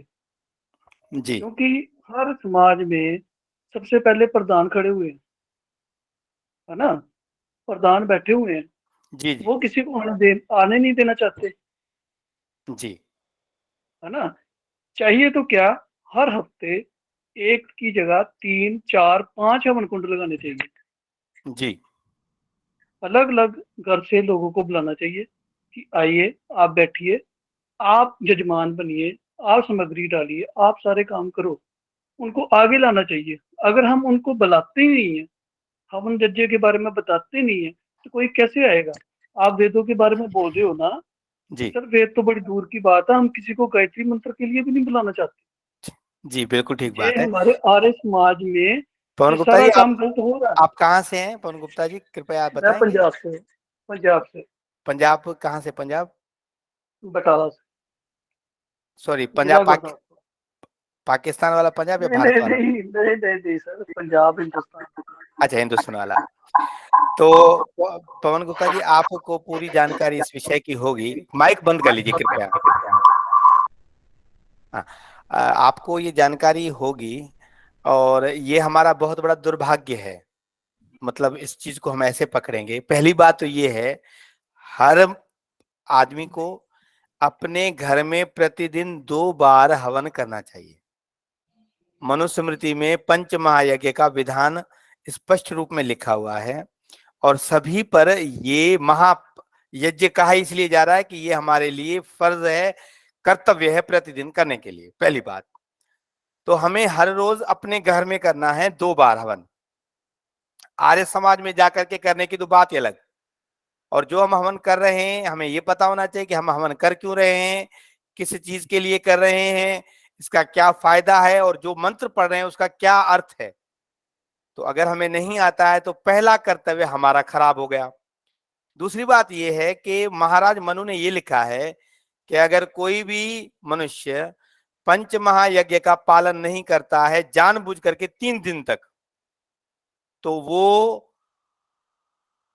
श्रेष्ठ पुरुषों को आज्ञा दी गई है महाराज मनु के द्वारा कि ऐसे लोगों को अपने समाज से बाहर कर दो। तो ये हमारा बहुत बड़ा दुर्भाग्य है कि जो हमारा फर्ज है, जो हमारा कर्तव्य है, हम उनसे अनजान हैं। तो आई बात आ जाती है आर्य समाजों पर। तो आर्य समाज में मुझे लगभग 11 साल हुए हैं दिल्ली में रहते हुए। मैं यहाँ सारी चीजें देख चुका हूँ। ज्यादातर लोग प्रतिदिन हवन में नहीं जाते हैं, संडे के दिन आते हैं, और वो भी लगभग पदाधिकारी जो होते हैं वो ही आते हैं। इसके अलावा कुछ भी नहीं है, ये उनकी गलती है। और महर्षि दयानंद सरस्वती जी ने ये बात अपने जीवन में उस समय जब पहली बार आर्य समाज बनाने की बात निकली थी, तो उन्होंने डायरेक्ट कह दिया था कि ये जो समाज बनाई जा रही है, जब तक सिद्धांतों पर, नियमों के आधार पर ये नहीं चलेगी, तो इसमें गड़बाध्याय होने वाला है। जैसे कि बहुत सारे लोग कहते हैं आर्य समाजी कौन है। मैं ये कहता हूं कि आर्य समाजी वो है जो एक तो किसी आर्य समाज मंदिर में वो पेड मेंबर है। पेड मेंबर मतलब पैसे फीस देने वाला मेंबर है। और दूसरा वो जो आर्य समाज के 10 नियमों को मानता है। अगर वो 10 नियमों को मानेगा तो उसको अपने जीवन में अपनाना भी पड़ेगा। जैसे कि अगर जो नियम है और उसको वो अपनाता नहीं है, चाहे वो 50 बार कहे कि वो आर्य समाजी है, तो वो आर्य समाजी नहीं हो सकता। ऐसे ही जैसे कोई आदमी अगर सेहत का ख्याल ना रखे, मोटा मोटा हो या पतला पतला हो, और जिम नहीं करता हो, फिर कहे मैं बॉडी बिल्डर हूं, तो वो नहीं हो सकता। ऐसे ही जब तक आर्य समाज के नियमों का पालन नहीं करेगा, वो आर्य समाजी नहीं हो सकता। आज जितने भी आर्य समाज मंदिर हैं, अधिकतर, ज्यादातर उनमें से जस्ट दिखावा है, नथिंग एल्स। ये हमारा दुर्भाग्य है। हमें इनको एक्टिव करना चाहिए, हमें अपने फर्ज को समझना चाहिए, अपने घरों से प्रैक्टिकली ये सारी चीजें करनी चाहिए, तब ये चीज आर्य समाज में, क्योंकि आर्य समाज और कुछ नहीं है, उन मनुष्यों की समाज है जो आर्य अपने आप को कहते हैं। अगर सभी आर्य अपने घरों में इन नियमों का पालन करना शुरू कर देंगे, तो आने वाले समय में आर्य समाज के लिए जो आप कह रहे हैं वो नहीं कह पाएंगे, पर नहीं कर रहे हैं, ये दुख है। हेमंत कुमार जी, अब जो है हमारा समय पूर्ण हो गया है। मेरे हिसाब से शांति पाठ का पाठ करना चाहिए, जो आपकी आज्ञा रहे। जी जी ठीक, धन्यवाद सभी मित्रों का, धन्यवाद जो इस प्रोग्राम को ज्वाइन किया। हमारे साथ डॉक्टर विनेश जी भी हैं। मैं उनसे कहूँगा कि वो शांति पाठ पढ़ें और प्रोग्राम को विराम दें। Thank you. Vinesh Kumar ji, mic बंद कर दीजिए। अच्छा,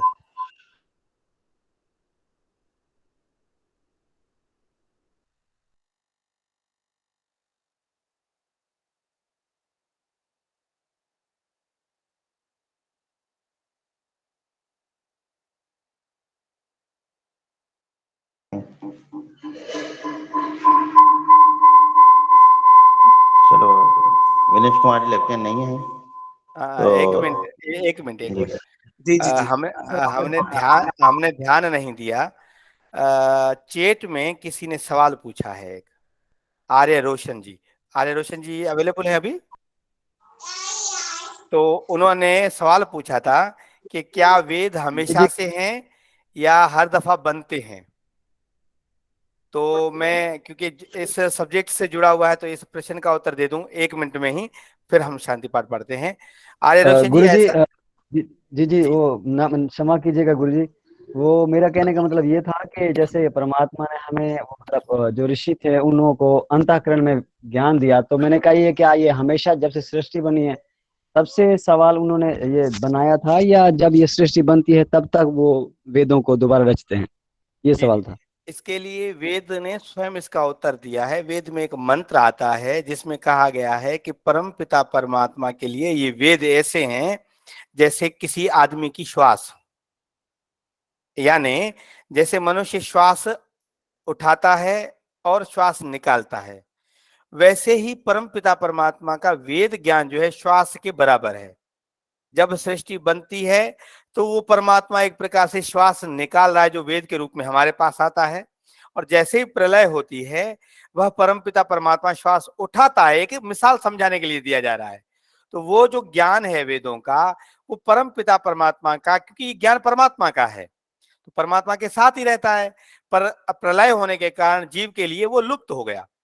फिर जैसे ही कल्प बनता है, सृष्टि बनती है, तो परम पिता परमात्मा वह वेद का ज्ञान ऋषियों के द्वारा वैसे ही देता है जैसे हर कल्प में परमात्मा देता है। इसका उत्तर अभी ये बनेगा। अगर समय ज्यादा होता तो हम इस विषय पर और खुल करके बात करते, पर अभी यही उत्तर है। जी विनेश कुमार जी, शांति पाठ। धन्यवाद। धन्यवाद धन्यवाद। बहुत सुंदर प्रवचन था श्री राजकुमार जी का। बहुत बहुत धन्यवाद आप सब विद्वानों का। ओम द्योः शांति अंतरिक्षं शांति पृथ्वी शांति रापः शांति रोचक शांति गणपतये शांति विश्वे देवाय शांति ब्रह्म शांति सर्वं शांति शांतिरेव शांति सामा शांतिरेधि। ओम शांति शांति शांति। धन्यवाद सभी मित्रों का। सभी मित्रों और से अच्छा नमस्ते। चलता रहेगा। अगली बार आप खुद और दूसरे मित्रों को भी ज्वाइन करने के लिए इनवाइट करें। थैंक यू, धन्यवाद।